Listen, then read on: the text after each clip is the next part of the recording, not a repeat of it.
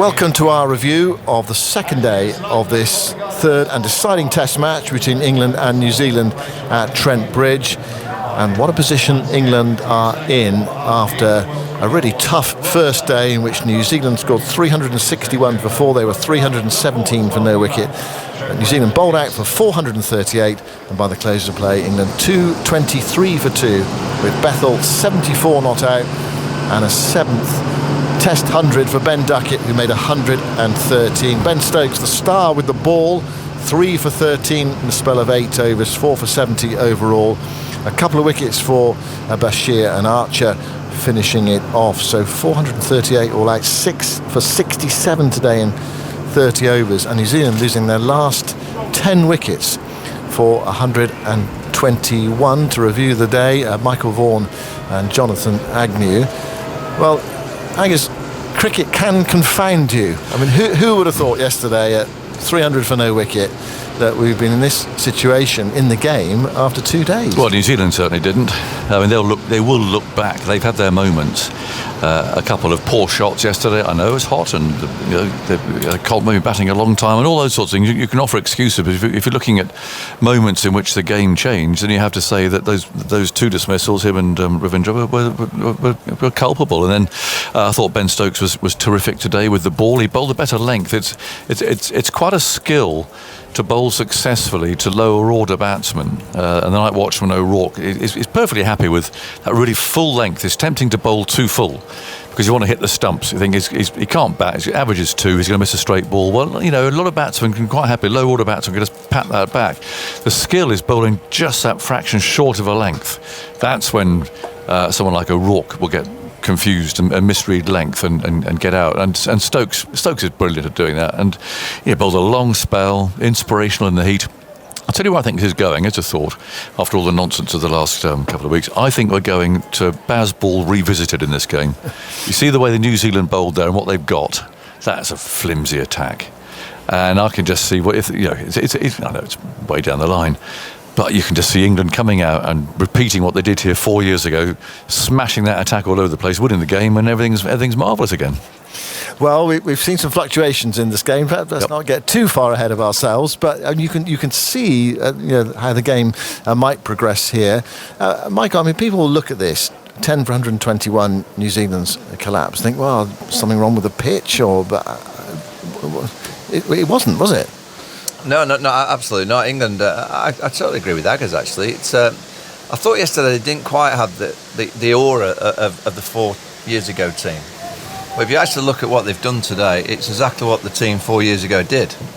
Get wickets from pretty much nowhere. You look at New Zealand, they've made some glaring errors with the bat, particularly those 2 late wickets last night, which shouldn't really have happened. And then England just probed away. They came a bit tighter this morning. They got it a little bit fuller, made it very difficult for New Zealand. New Zealand, for me, they didn't quite have the oomph in their batting this morning. A bit passive, do you think? Yeah, it was like they were waiting for the bad ball, whereas they weren't really trying to put them under pressure, the England bowlers. So England have had a tremendous day. Ben Duckett's a player that you can't give a chance to, and that third slip drop catch when he was on 8, Joe Root would have been walking out there in the 4th over of the innings when O'Rourke was bowling quick, and there was a bit of bounce there with the new ball, and that really is a big talking point. And maybe at the end of the test we'll be looking at that again, because I think if they'd have got Ben Duckett out for 8 and England would have been 15 for 2, I think we could have been talking about a different day. But England have managed to completely dominate the day with some really good batting, some wonderful play by Jacob Bethell and Ben Duckett, but it's that man Ben Stokes. With the ball in hand this morning, he makes things happen. He just gets wickets when England desperately need someone to do something. Over the last few years, particularly this Test match side, it's generally been Ben Stokes. Effort and energy, isn't he? He just. I mean, I know it's an old cliche about leading from the front, but he really does with the ball. There's no one tries harder than Stokes, and he stood up head and shoulders above the others today. I'm not saying others weren't trying, but somehow Stokes has just got that. He's got that little bit extra. Because the first 40 minutes today, nothing much was happening for England. No, and Jofra Archer bowled 3 overs and 5 balls taken off. think, okay, we've got the night watchman. I didn't think actually that he in particular really got stuck into the night watchman enough, and Tongue for that matter. That watchman doesn't, average of 2, doesn't want to be facing balls whistling round his ears, and there wasn't enough of that for me. They were, as I said earlier, they were trying to hit the stumps. And it was only when Stokes came on that he said drop that length a little bit that O'Rourke really looked troubled. Up until then, he played very easily. Yeah, you're absolutely right. I mean, I look at this pitch and I'm trying to work out what's going to happen to it, because we have seen the odd ball that's bounced, we have seen the odd ball that's kept low, we've seen no spin. Santner's not played any red ball cricket for a long period of time. Really showed, didn't it? Yeah, he looked rusty. You look at this New Zealand bowling attack on this kind of wicket, and you don't want to disrespect New Zealand, but as a batter, it's in your favour. Yeah. OK, 2 men of the day for England today. Ben Stokes with that fine spell, but also Ben Duckett as well. His 7th Test match 113 before he played on to Nathan Smith, and he joins us live now from down on the outfield. Many congratulations, Ben. What was that feeling like when you notched that 100 after the time you've had really in international cricket recently? Yeah, I think everyone saw with how I celebrated the 100, how much it meant to me. Yeah, it was actually quite emotional. Obviously my home ground, and yeah, you said it, I haven't been, scoring the runs I'd have liked. So, after being in the heat for a day and a half and to go out there and, score 100 at this ground, it meant the world to me. Did it help actually being at home? You just felt comfortable here? Obviously I know the dimensions and everything, but I guess having success here, I think I've been playing well recently, and I just haven't had that score, and just kind of trusting my game and playing my natural way, and I'm really glad I did that. So you haven't tried to do anything different, just keep playing and hope that works eventually? I've been working really hard on my game, in the nets and stuff, and in the county championship stuff leading up to this, and my fitness as well, which probably helped on a day like today. But just trusting the way that I play and trusting the hard work that I've put in, that there was going to be a score around the corner. And when you see that catch go down when you made 8, do you think actually this could be it? Because you had that the unfortunate run out at the Oval where you were playing well and you were scoring quickly and then you were out, but today it's funny how cricket works, isn't it? Yeah, that's the game, and the run out. When you're in form, that misses and you go on and score runs there. And I wasn't necessarily thinking it today, but obviously on a good pitch like that, we know what it's like in the field. You don't want to miss out on opportunities. You don't want to have to try and get someone out 2 or 3 times. So I'm very thankful that got put down on another day. I'm in the hut for 8 or whatever I was on. Collectively, it was 300 whatever for no wicket yesterday. What's that like as a team, and what sort of conversations are you having out there? Well, I think everyone saw. We gave absolutely everything, and we never gave in. I think, certainly in that heat, they could have gone on to score 500, 600, 700. We kept believing in what we do, and we never wanted to throw the towel in. And I don't know what we were today. I think it was around 100 for 7, and I just think it was an incredible effort from our bowlers to, keep us in a game where we can actually go and win it from this position. If we don't do that and they bat better there, there's only probably one team who can win. So, I'd say the game's in the balance right now, and we've got to do the same thing tomorrow and bat, try and bat as long as we can and get ourselves in a position where, the game's on the line and both sides can win. And what's it like having Ben Stokes back in the team? His spell was, a massive reason of why we're in this position today.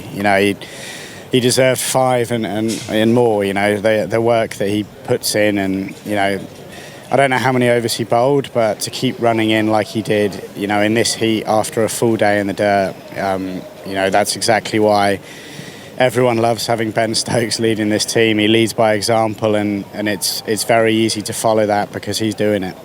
Well, he bowled 8 overs in that spell. Just one final question, Ben. What about this surface? You play here a lot. What do you expect to happen to this pitch? It feels very dry.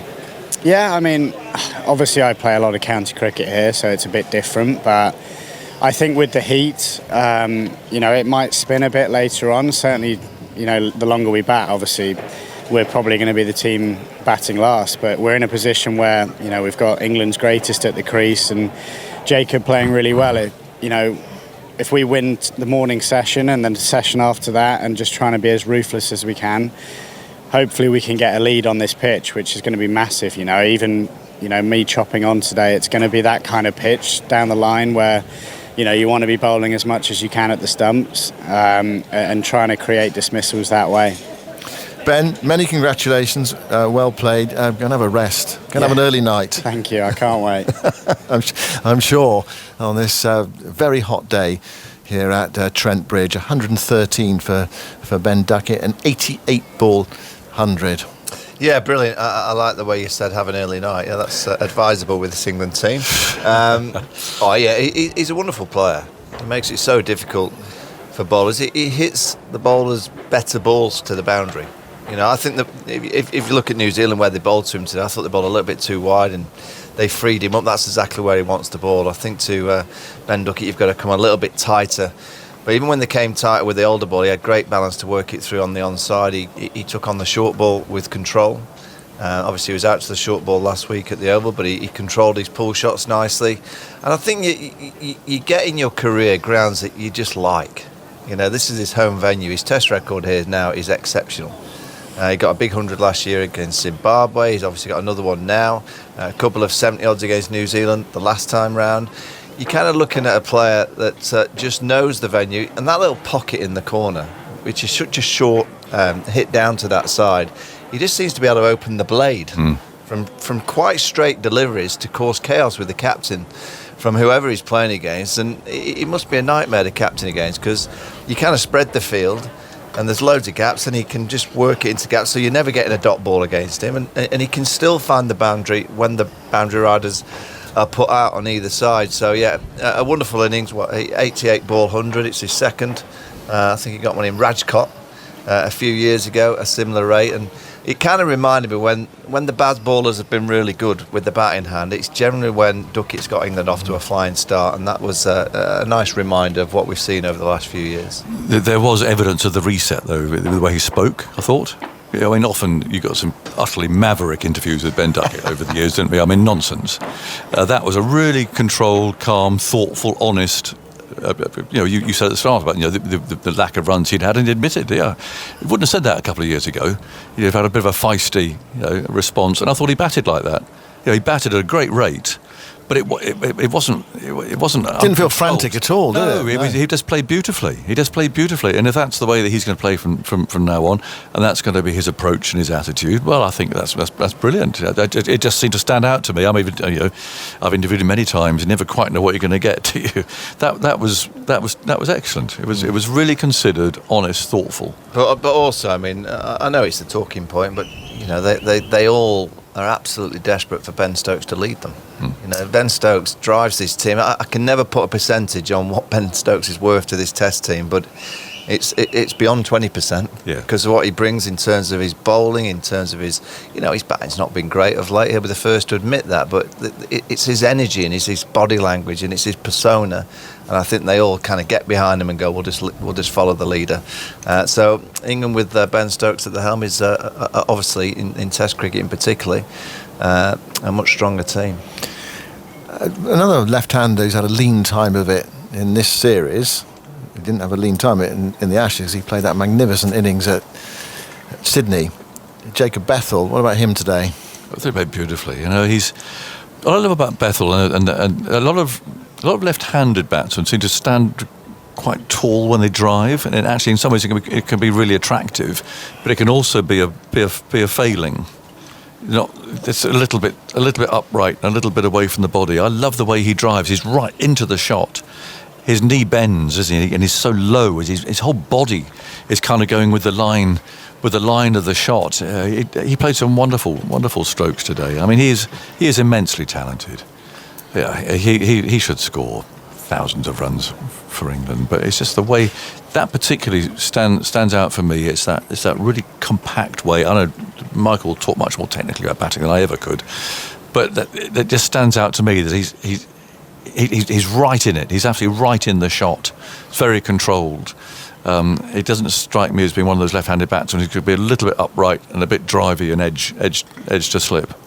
Yeah, absolutely. He's a quality player. I mean, we've seen that in Sydney. We've seen it in white ball cricket as well. I think he'd be the first to admit that Ben Duckett really helped him. Because the scoreboard was flying because Ben Duckett was playing so beautifully. So as a player at the other end, you're not worried about the scoreboard. You're not panicking that the scoreboard's not flying. You've got your partner who's playing so well, putting the opposition bowlers under pressure. And when you get a player like Duckett who does that, a bowler generally going, well, I guess as a bowler, you're bowling safe because you don't want to go for too many more.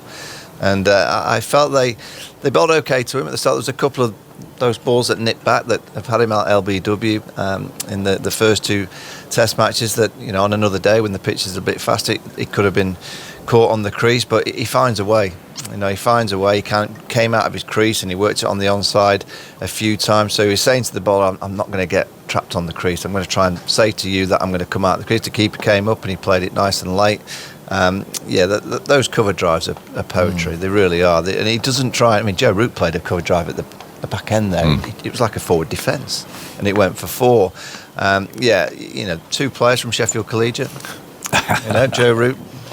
Jacob's dad, Indeed. Graham, was the captain. I think he arrives tomorrow, Graham, from Barbados, so hopefully he gets here for 11 o'clock because if his son can survive half an hour, we all know that in Test cricket, any cricket, you've got to start again tomorrow, and if they can still be there at 11:30, it wouldn't surprise me at all if both this pair get 3 figures. And glory be for Bethel, first innings runs. Because that hasn't happened very much in his short Test match career so far. I wonder what New Zealand are thinking tonight. I wonder they're kind of kicking themselves really when you think of the position they were in yesterday. Well, let's find out. Daniel Norcross has been speaking to Daryl Mitchell. So, Daryl, a really tough day for New Zealand today, but still well in the game.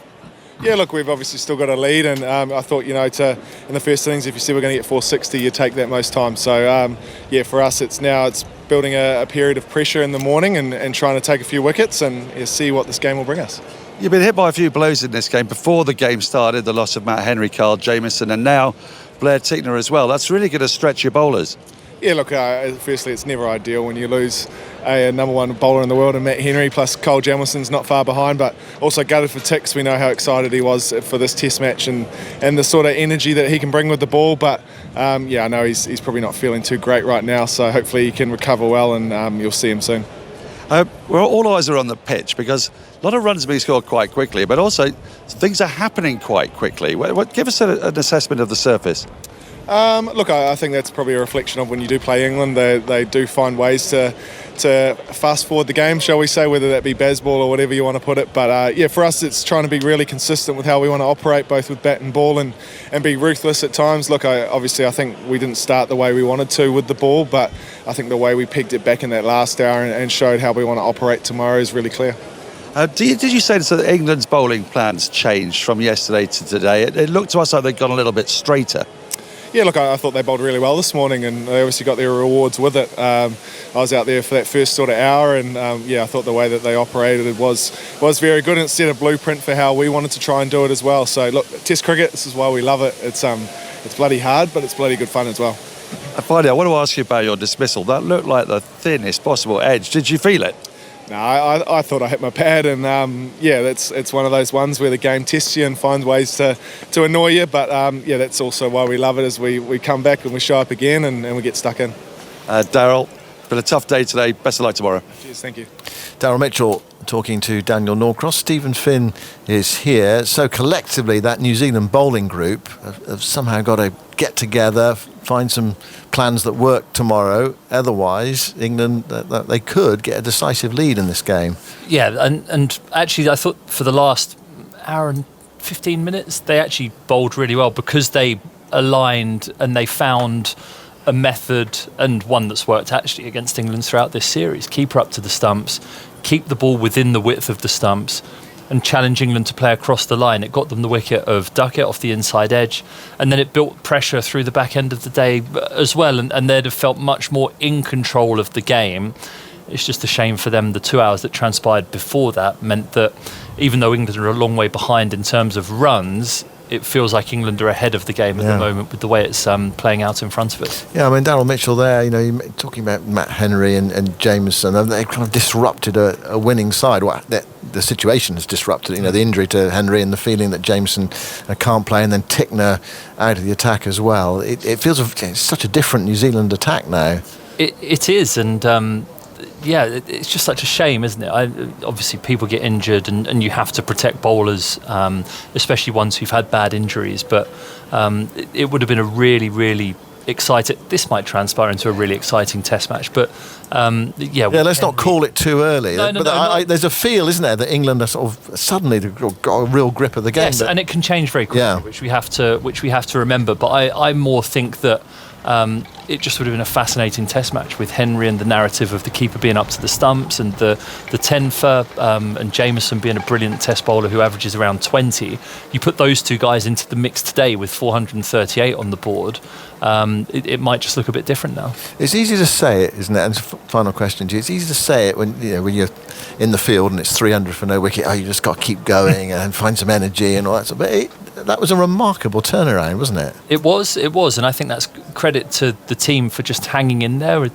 Me and Cookie were on air earlier, and we were talking about hanging in there and staying tough is a skill in Test match cricket, to be able to run in with the same gusto and commit to your plans even though the scoreboard is completely against you, is a really challenging thing to do, and England did that, and they were rewarded for that with those 2 wickets late in the day yesterday, and they carried that momentum into today, led by their captain Ben Stokes, who in his usual talismanic way grabbed the ball and said, I'm bowling an 8-over spell in this 35-degree heat, and I'm going to change the course of this game, and he did. And everything at that stage, the momentum was completely rolling in England's favour, and that's the way the rest of the day has happened. Indeed. Stephen, thank you very much. Andy Zaltzman is alongside me, and you're going to start with Stokes in your statistical roundup of the day. Yes, well, that 8-over spell, 3 for 13, took him to 250 Test wickets, the 9th England cricketer to take 250 or more Test wickets. Only he and South Africa's Jacques Kallis have 250 wickets and more than 6,000 Test runs. And his recent form with the ball has been tremendous. His last 14 tests, 47 wickets, averaged 24. And today's spell was the 3rd time in those 14 tests that he's had a 3-wicket spell or more. He had a 5-wicket spell in the first Ashes test in Perth. And he'd only had 1 3-wicket spell in his previous 44 tests. He'd not bowled in quite a few of them, or not bowled very much, been injured, taken 11 wickets in 22 matches before that recent run of 14 matches in which he's taken 47 wickets. So that's been a huge factor in England's cricket recently. With the bat, mixed fortunes for England's openers. Emilio Gay got a duck, feathering one down the leg side. The other 3 openers in the game all scored hundreds. That's only happened once in the history of Test cricket. One opener getting a duck and the other 3 getting centuries in the first innings of a Test. But Ben Duckett, no 50s in his previous 14 innings. That's one of the longest 50-free runs by an England opener. But that century today, his 7th Test 100, the joint 2nd fastest Test 100 by an England opener. And of the 11 fastest 100s by England openers, Ben Duckett has 7. So all the 7 of his Test 100s have been in the top 11 fastest by England openers. Jacob Bethell mentioned his first innings runs. He scored more first innings runs in this match than in his previous 8. He had 70 runs in his first 8 tests in first innings. Had a lot of success in second innings, but it was a curiosity. They didn't really have any sort of explanation. I think it was just a little quirk, but fine, 74 not out today. Also, he only had 40 runs in his first 3 home Test matches. Had the one against India at the Oval last year and the first 2 this summer. So a couple of welcome stats consigned to the bin for Bethell in that innings. And just to finish on that really curious New Zealand innings, 317 for the first wicket and then 121 between for the remaining 9 partnerships. So 72.4% of New Zealand's runs were scored by that opening stand. And in the entire history of Test cricket, out of all the times teams have scored 400 and been bowled out, that's 7th highest proportion scored by one partnership. So yeah, very, very curious curious innings from New Zealand, and as you said, testament to the endurance and skill of England's bowlers led by Stokes.